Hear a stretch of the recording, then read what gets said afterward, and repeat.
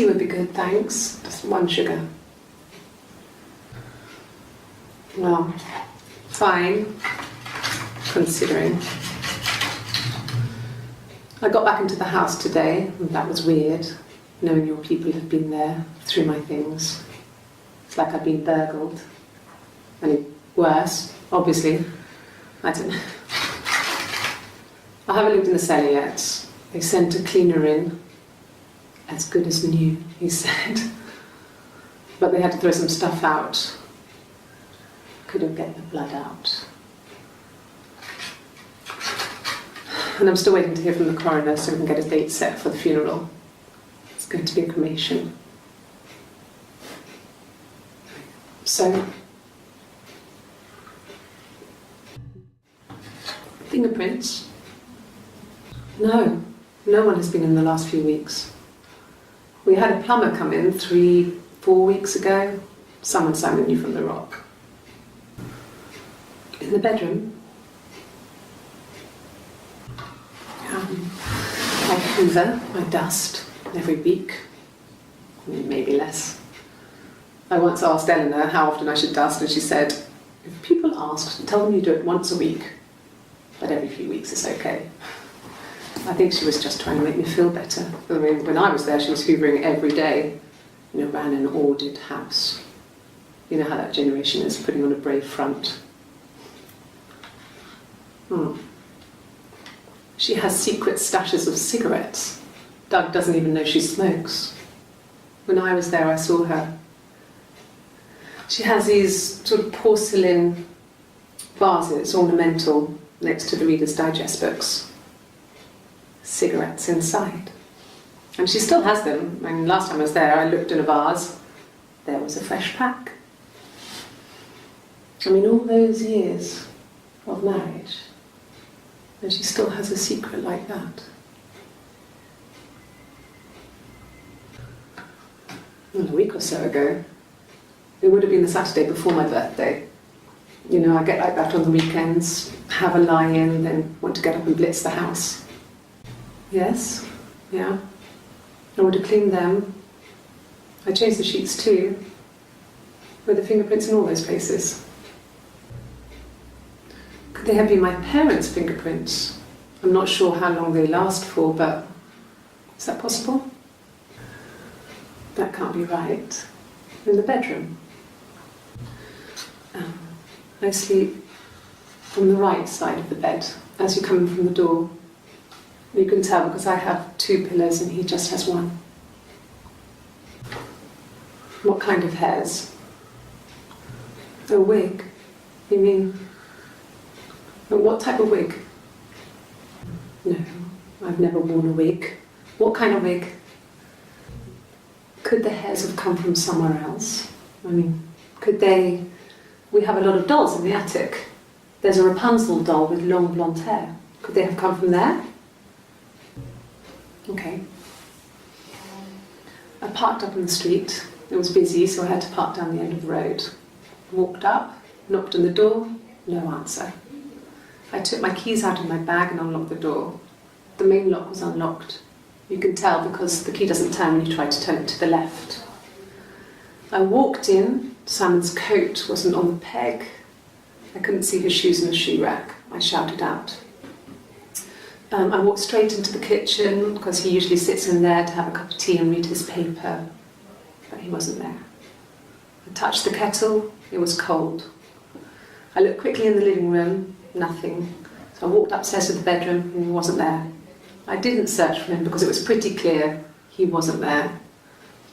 I had a shower. The phone rang whilst I was in the shower. I didn't answer it. I think it was Eric.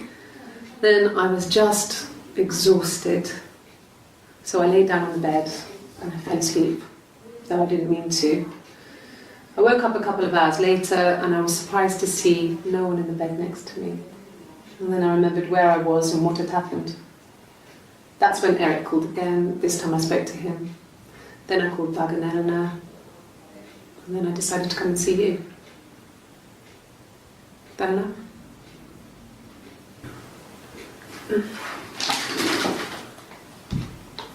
Yes, this is it. He made it himself. It was a special one-off.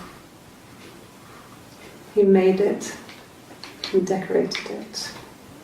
That's his thing. Where did you find it? Silver leaf? No. And he normally silvers them properly. This mirror, it's supposed to look antique. The reflection isn't as good. It's the perfect mirror for someone who doesn't like to look at their own reflection. Look, on his clothes, that would make sense. He made it by hand.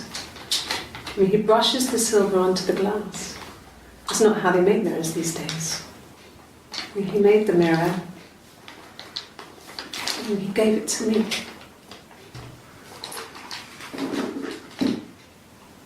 On his throat. How? An affair. Simon wasn't having an affair. No, Simon wasn't seeing another woman. Good, happy. I mean, ups and downs like any couple, I guess, but we'd been married for over 10 years. I don't know if anyone really changes. You just become more yourself. Simon was my prince, and that hasn't changed. Really? You're going to ask me about my sex life? I mean, isn't that private? Are you married? How is your sex life? Well, there you go. How many kids? So, our sex life is probably fairly average for a couple after 10 years of marriage. No, I have never been unfaithful. I've never cheated on Simon. No, you're talking to the wrong person if you think I'm some kind of slut. If you think I'm the kind of person that would have had sex with all those guys. I mean, not really. He would go to the pub. He had his drinking buddies there, but no one ever really came back to the house. Sometimes Eric, his boss, and his wife would come over for dinner. That would be us returning the favour. Diana's a really good cook, into her trendy ingredients. And the last time Simon cooked something off MasterChef, he got the recipe off Ceefax, and I did my Lloyd Grossman bit, commenting from the sidelines. I had to find fennel from the supermarket. Have you ever eaten fennel? Hurt someone? Yes. But everyone thinks that from time to time, right? You just want to lash out. Well, my friend Eve.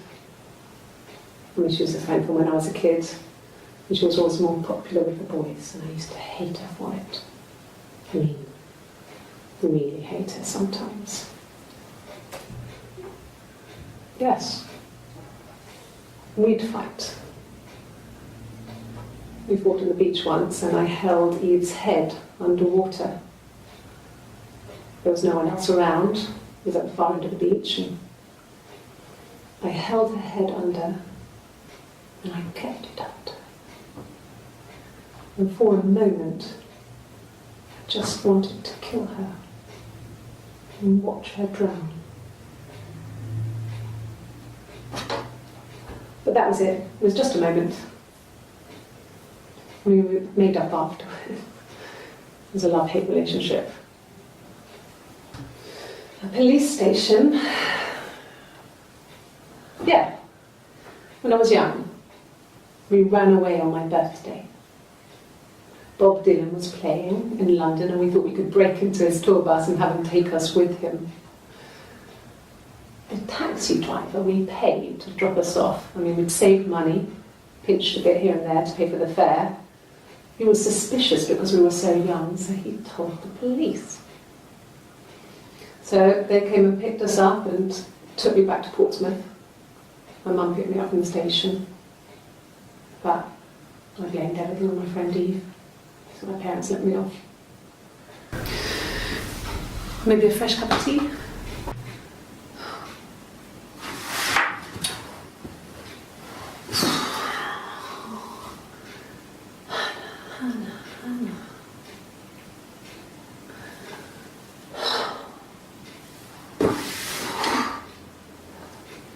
What are you doing talking about Eve?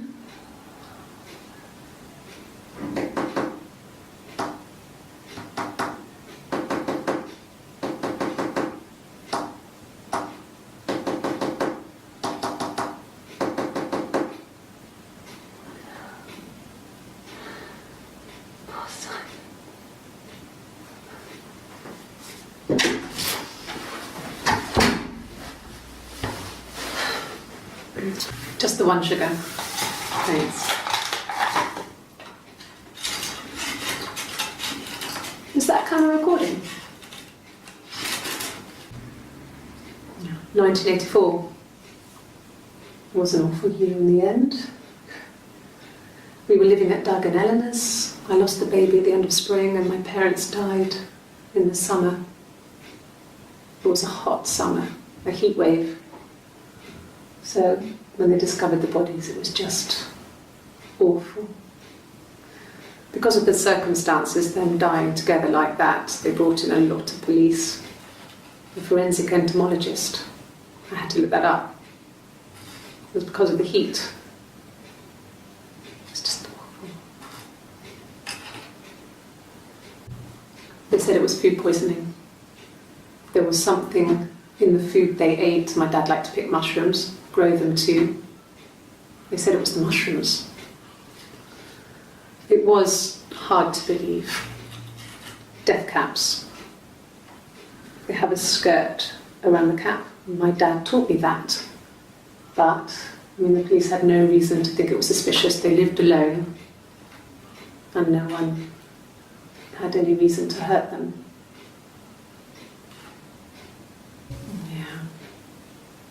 They'd gone to bed feeling ill, thinking it was flu or something. The neighbour called me, I had to use my key to let them in. We found them dead in their bed. And they'd been there for days, no one had noticed. Just awful.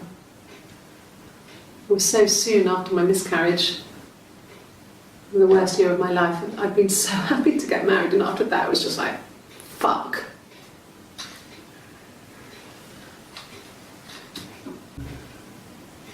Yeah. I was infertile. Thought I was. They told me I was infertile after the miscarriage because of complications. I would have been a good mother. I was young, but I would have been a good mother. She was a girl, by the way, the baby. We were going to call her Sarah. Simon wanted to call her Ava after his nana, but I didn't want her to have a symmetrical name.